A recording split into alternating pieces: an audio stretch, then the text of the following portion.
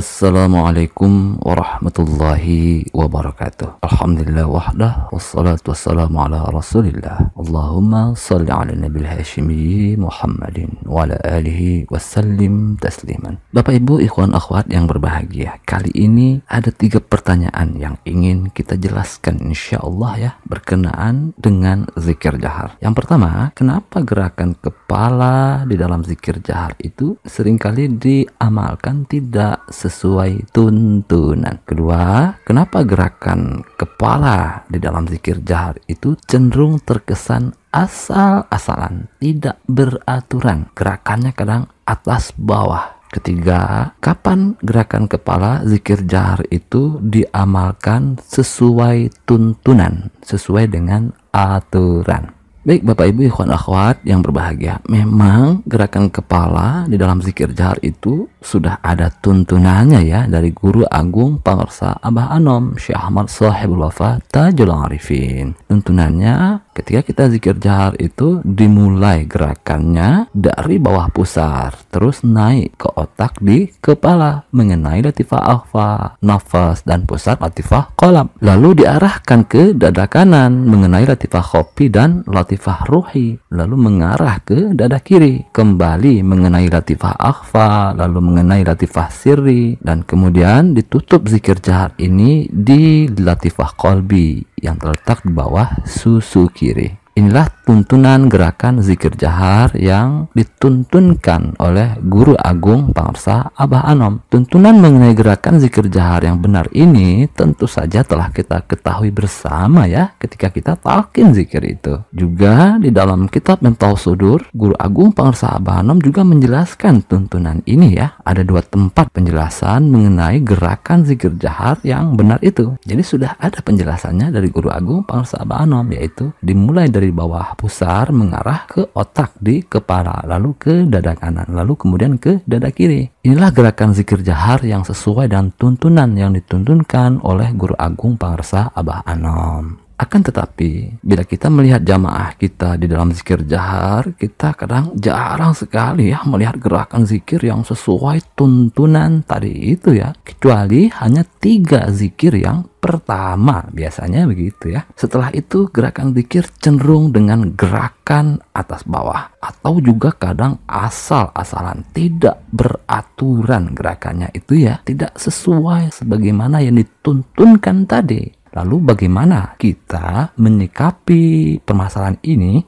Bapak Ibu Saudara ikhwan sekalian yang berbahagia, mari kita coba masuk ke dalam diri kita sendiri ya. Mari kita melihat hakikat diri kita yang sesungguhnya, yaitu di dalam pengalaman zikir jahar itu ya. Coba kita zikir jahar secara berjamaah di masjid bersama para ikhwan yang lain. Ketika zikir jamaah itu, coba kita perhatikan ingatan atau pikiran kita. Coba kita perhatikan, apakah kita berzikir jahar itu fokus atau tidak fokus? Atau ketika zikir jahar itu ingatan atau pikiran kita kemana-mana, ngablu, ngacaprak, ngaler ngidul, ke timur, ke barat, ke masa lalu, ke masa depan. Coba juga kita perhatikan memori-memori apa yang muncul di langit pikiran kita ketika kita sedang zikir jahar itu. Apakah masih ada memori-memori besar dan dominan? Apakah masih muncul memori-memori sakit hati, memori-memori luka batin, memori-memori trauma? Apakah masih banyak bermunculan memori-memori intelektual yang tidak penting di langit pikiran kita ketika kita sedang zikir jahar itu? Coba juga kita perhatikan keadaan badan kita ini. Apakah badan kita ini nyaman? Apakah badan tidak mengalami kesakitan psikosomatik? Kepala berat, pusing, pandangan gelap, punggung, pundak, pegal-pegal, kaki, kesemutan dengan sangat cepat, bosan, mengantuk ya, dan ragam gejala psikosomatik lainnya yang kita rasakan di badan. Apakah ketika kita zikir jahar itu badan kita tidak lelah, badan kita tidak capek? Bapak Ibu sekalian, bila ketika zikir jahar itu ingatan kita masih kemana-mana, kita sangat susah mengendalikan ingatan dan pikiran kita sendiri. Kita sangat susah merasakan atau menyadari zikir jahar. Kita sangat susah untuk fokus penuh kesadaran di dalam zikir jahar itu. Kita masih mengalami psikosomatik di badan. Kita masih merasa lelah, capek, kepala masih berat, pundak pegal-pegal, masih mengantuk, bahkan kadang ketiduran ketika kita zikir jahar itu, dan berbagai gejala psikosomatik lainnya, maka semua itu pertanda batin kita itu masih belum bersih ya Bapak Ibu. Semua itu pertanda bahwa kita berzikir itu masih di tingkat pembersihan ya Bapak Ibu. Jadi paling tidak ada 3 tingkatan zikir ya. Yang pertama, zikir untuk pembersihan. Ini biasanya di dalam zikir jahar ya, seringnya seperti itu.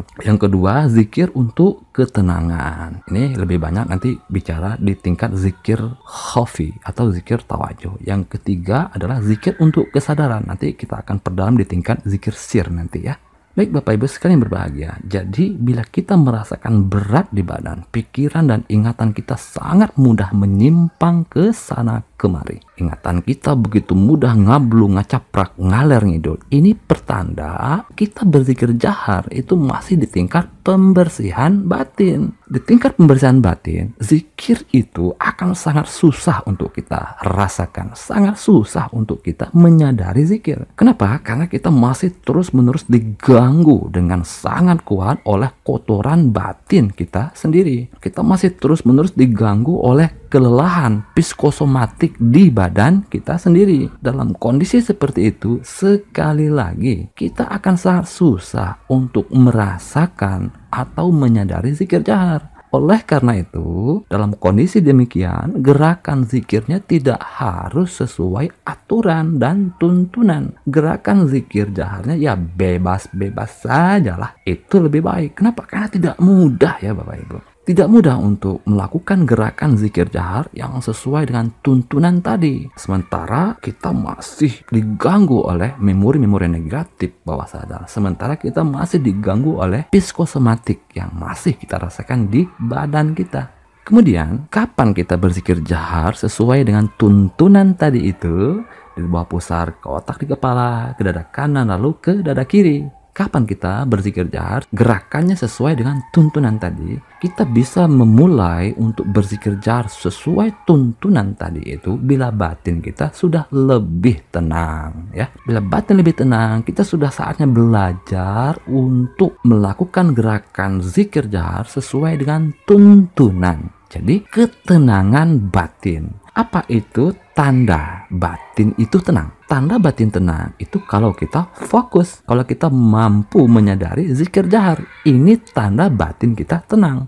Tetapi bila kita masih dikendalikan oleh sampah batin kita sendiri, kita masih dikendalikan oleh memori-memori negatif bawah sadar kita sendiri, kita masih susah mengendalikan ingatan yang kesana kemari itu, pikiran kita masih sangat kuat menyimpang dari zikir, ngablu, ngacaprak, ngalir ngidur, ke timur, ke barat, ke masa lalu, ke masa depan. Maka ini pertanda batin yang sakit, pertanda batin yang gelisah. Batin kita belum tenang. Jadi Bapak Ibu sekalian, hanya bila batin sudah tenang, baru kita bisa belajar untuk berzikir jahar dengan gerakan kepala yang sesuai dengan tuntunan tadi itu. Bila batin tenang, itu tanda batin lebih sehat. Bila batin lebih sehat, tentu kita akan lebih mudah untuk merasakan, menikmati, dan menyadari zikir jahar. Maka pada saat inilah kita belajar untuk menyadari gerakan kepala zikir jahar itu. Apakah sesuai tuntunan atau tidak? Bila ternyata tidak sesuai tuntunan, itu pun kita sadari. Lalu kita kembali kepada gerakan zikir jahar yang sesuai tuntunan. Nah, ketika gerakan zikir jahar sesuai tuntunan, itu pun kita sadari. Jadi kita di sini belajar merasakan atau menyadari zikir jahar itu ya, Bapak Ibu. Jadi bila batin kita masih sakit, kita masih susah sekali untuk fokus zikirnya, maka gerakan kepalanya bebas-bebas saja ya. Cukup 3 yang pertama yang sesuai tuntunan. Berikutnya, bila kita sudah memiliki fokus zikir yang baik, itu pertanda batin kita lebih tenang, batin kita lebih sehat. Maka di sini kita pun belajar ya, belajar untuk memperbesar kesadaran zikir kita, belajar untuk menyadari zikir. Jadi sama seperti lidah kita ini ya Bapak Ibu. Bila lidah kita sakit, kita akan susah untuk merasakan dan menikmati makanan. Maka kita bersihkan dulu kotoran di lidah, kita sehatkan dulu lidah kita ini. Bila lidah kita lebih sehat, maka lebih mudah bagi kita untuk merasakan dan menikmati makanan. Demikian juga batin kita. Bila batin kita sehat, hati kita sehat, kita lebih tenang. Tentu lebih mudah bagi kita untuk belajar, merasakan, menikmati, dan menyadari zikir. Baik, itu saja yang dapat kita pelajari pada kesempatan kali ini. Semoga ada hikmahnya untuk kita semuanya. Allahumma sholli ala nabil hashimi Muhammadin wa ala alihi wa sallim tasliman. Allahumma sholli wa sallim wa barik alaihi. Wassalamualaikum warahmatullahi wabarakatuh.